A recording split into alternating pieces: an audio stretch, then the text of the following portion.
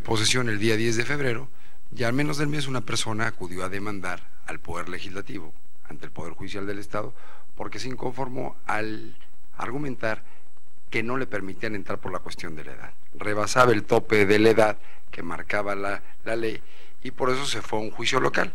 En una primera instancia no le dieron la razón, le sobreseyeron el juicio, se fue al pleno del tribunal mediante un recurso que se llama de reclamación, se lo admitieron, pero tampoco le dieron la razón. Va a un juicio de amparo en donde indebidamente un tribunal colegiado, que ahora me concede el amparo, admite la demanda de amparo ante tres circunstancias inusitadas. Primero, no procede un juicio de amparo contra un acto consumado. Yo ya tenía más de un año de haber sido elegido para cuando le aceptaron el amparo. No procede el juicio de amparo contra actos consentidos. Él consintió la elección, tanto que promovió el juicio después de meses de efectuada la misma. Y tampoco procede el juicio de amparo cuando una autoridad legislativa, el Poder Legislativo Federal o el Poder Legislativo de cualquier entidad federativa, elige a una persona. O sea, era improcedente el juicio de amparo. Y ante esas circunstancias se concede el amparo. Pero en un juicio donde a mí no me invitan, llego hasta el máximo tribunal, la Corte resuelve no darme la razón sin ni siquiera haber participado en el juicio, cuestión que estoy combatiendo, y ahí se deriva una sentencia de la magistrada Celia Maya García el 9 de diciembre de 2003. En esa sentencia dice que se tiene que cambiar la ley respecto a la edad, o sea, aplicármela de manera retroactiva, y también tienen que reponerse una elección, que no decía la sentencia, que ya estaba casi 2 años de haber sido elegido. Esa sentencia, independientemente que yo no aparte el juicio de amparo, y era consecuencia del mismo, la recurrí mediante un recurso de reclamación, como en su momento lo hizo la otra persona, y el Tribunal Superior de Justicia admite ese recurso, dice que está hecho conforme a derecho, pero a los 3 meses me dice que no, que la sentencia de Celia Maya es una sentencia definitiva, que no hay forma de echarla para atrás, y luego me voy, yo lo amparo. Ese amparo se resuelve el viernes de la semana pasada, concediéndomelo, y le van a ordenar al tribunal, seguramente va a ser un amparo para efectos, de que conozca del recurso que no quiso conocer. Pero aquí lo más importante, porque estas son cuestiones muy técnicas, que es básico que conozca la gente, es que tanto autoridad, el Poder Legislativo del Estado, como el Poder Judicial del Estado, salieron desde diciembre a decir que iban a reponer un procedimiento que fue legítimo, que fue hecho conforme a todas las formalidades que marca la Constitución Federal, la Constitución local y la Ley de Derechos Humanos de Querétaro. Salieron a anunciar, cuando ellos sabían perfectamente bien que existían una serie de mecanismos de defensa que tenía yo derecho, y los he ido agotando. Esto quiere decir que el Tribunal Superior de Justicia, que hoy es condenado por violar mis derechos humanos, que también está denunciado penalmente en el ámbito local, en el ámbito federal, en el ámbito internacional, será quien va a conocer de este recurso. Yo planteé ante una instancia internacional que los recursos de jurisdicción interna en México, en mi caso en concreto, no eran eficaces, no eran eficientes, y por tal motivo se pone en tela de juicio claramente la actuación de distintos servidores públicos que trabajan tanto en el Poder Judicial como en la legislatura del Estado, que aún a sabiendas de que existen los mecanismos legales de defensa para cualquier persona, se adelanten a querer destituir a una persona que fue legítimamente elegida por el propio Congreso.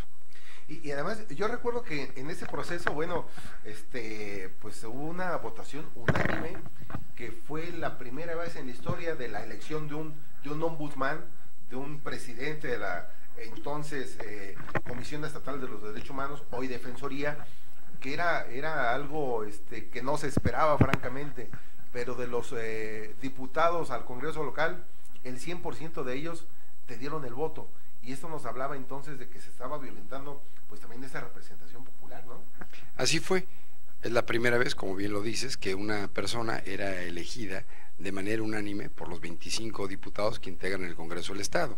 Pero además, Querétaro fue la primera legislatura que elige, conforme a la reforma constitucional de 10 de junio de 2011, a un presidente de un organismo público autónomo defensor de los derechos humanos.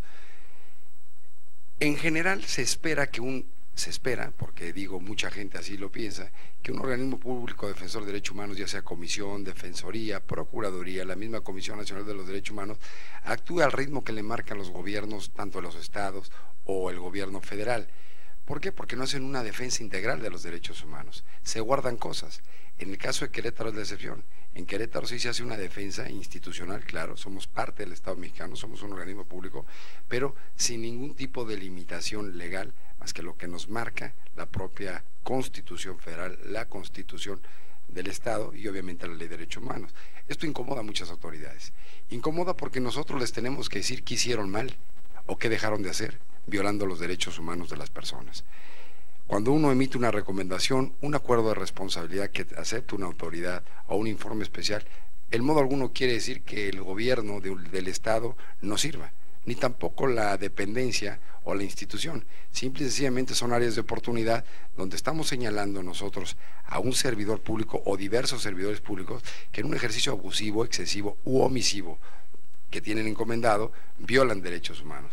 Pues esto ha lastimado a más de alguna persona. Los pronunciamientos que hace la Presidencia de la Defensoría de los Derechos Humanos son pronunciamientos públicos. ¿Por qué? Porque así lo mandata la Constitución.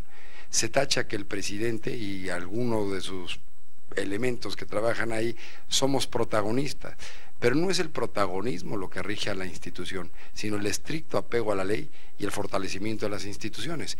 Y la mejor forma que tenemos de hacerlo es a través de esto, de los medios de información, que son los que van a ir poco a poco permeando en la sociedad para que se den cuenta, primeramente, que tenemos un Estado de Derecho donde las leyes deben prevalecer. Segundo, que existen instituciones dentro de la República, los tres órdenes de gobierno, federación, estados y municipios, que están para servir al pueblo y no para servirse del pueblo.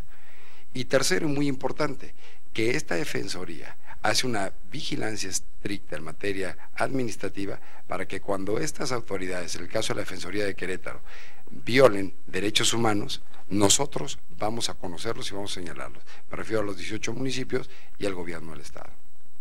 Fíjate que a mí me gustaría subrayar que ciertamente cuando hemos acudido a algunas de las ruedas de prensa que has convocado para dar a conocer algunas de las recomendaciones, inmediatamente pues uno acude a esa institución o a ese titular de la dependencia a la cual se hace alusión de la recomendación y sí, no es del agrado, pero me parece que es importante que aunque no sea del agrado, tenga que hacerse, porque para eso van los ciudadanos ahí, a la Defensoría, a buscar ese cobijo, ese apoyo, y no sería pensable que hoy la Defensoría no haga su trabajo por no generar molestia en alguna institución. Creo que eso ha sido parte importante, ¿no? En el sentido de que, pues aunque es incómodo, pues hay que hacerlo, porque es parte del trabajo, es parte de esa responsabilidad que el ciudadano está esperando obtener de la Defensoría. Así es, cuando uno hace los señalamientos, lo hace con fundamento legal. Indudablemente que a ninguna persona de los que nos ven, de los que nos escuchan, le gusta que le digan o no, que nos digan nuestras verdades, y menos cuando se hace algo mal o se deja de hacer.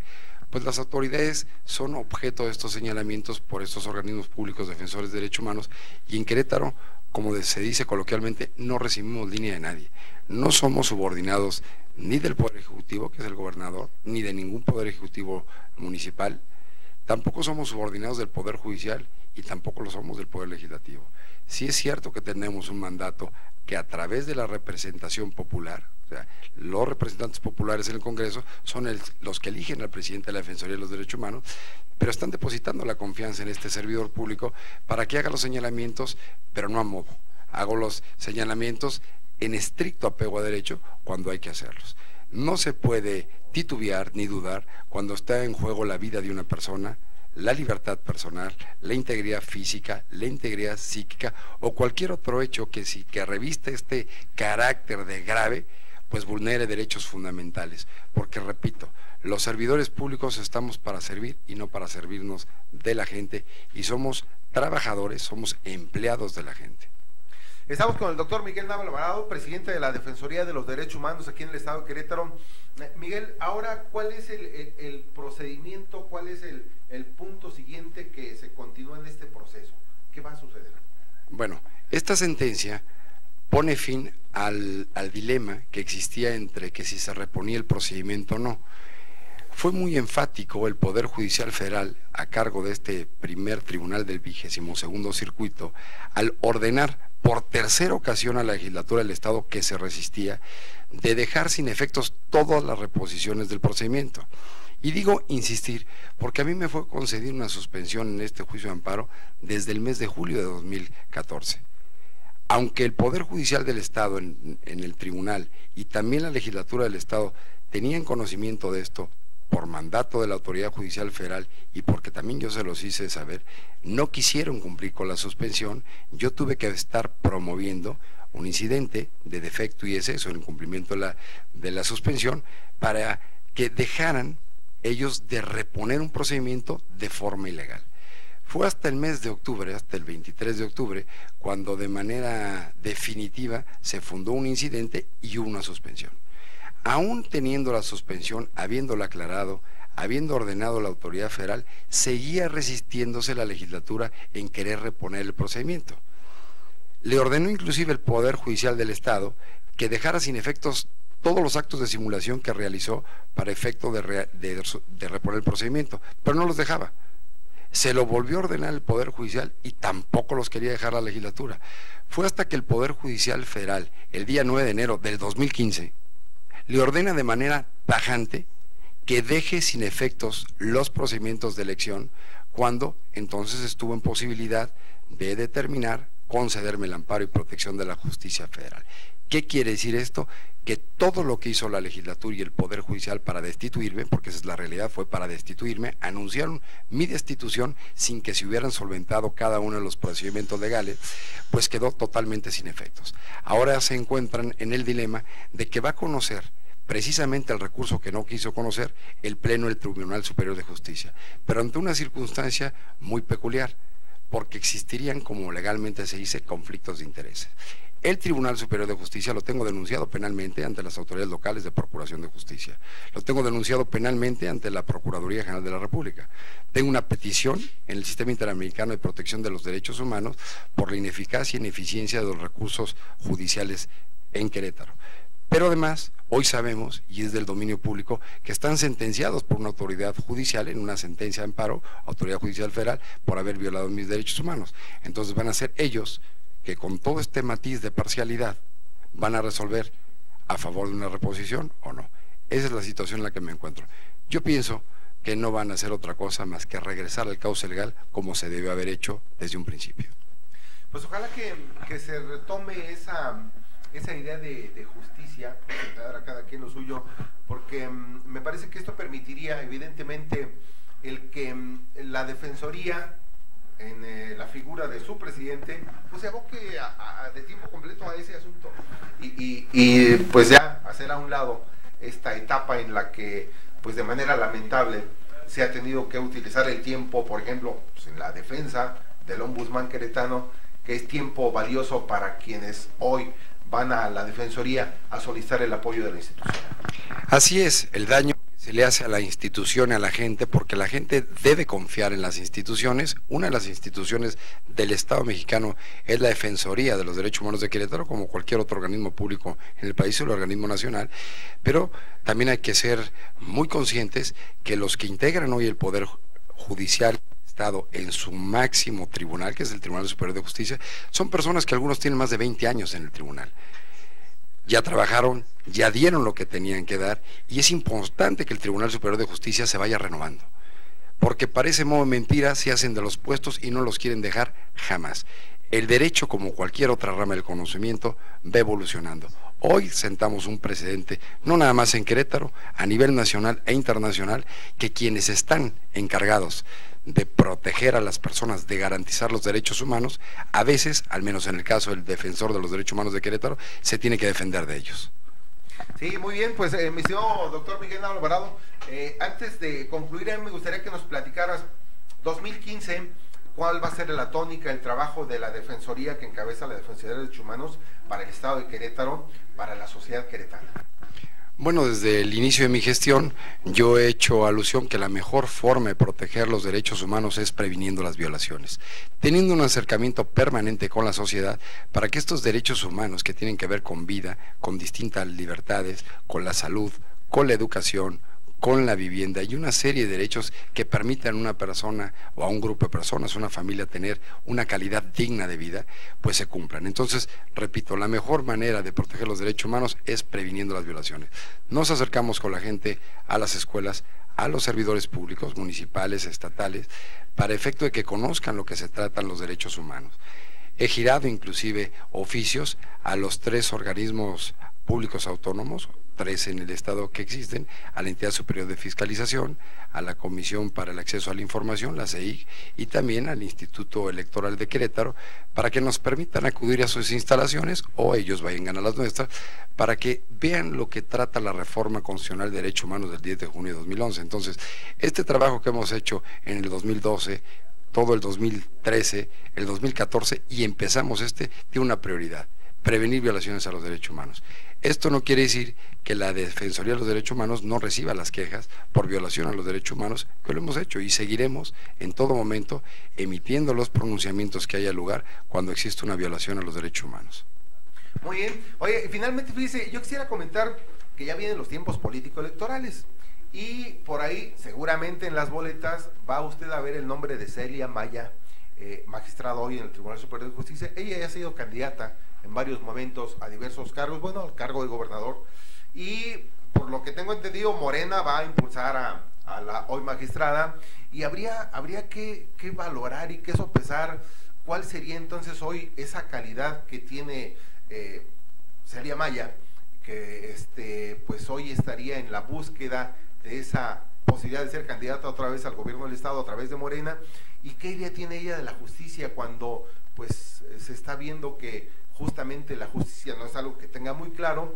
Ya esperaremos ver en campaña qué es lo que aborda ella en este tipo de asuntos que hoy en la sociedad en general es fundamental. El tema de la justicia, el tema de dar a cada quien lo suyo y actuar con apego a derecho, con apego a la legalidad. Vamos a ver qué pasa con la señora Celia Maya, magistrada del Tribunal Superior de Justicia, sobre todo tomando en cuenta este antecedente y que segurito va a ser candidata por Morena a algún cargo de elección popular. Ya lo veremos en unas cuantas semanas más.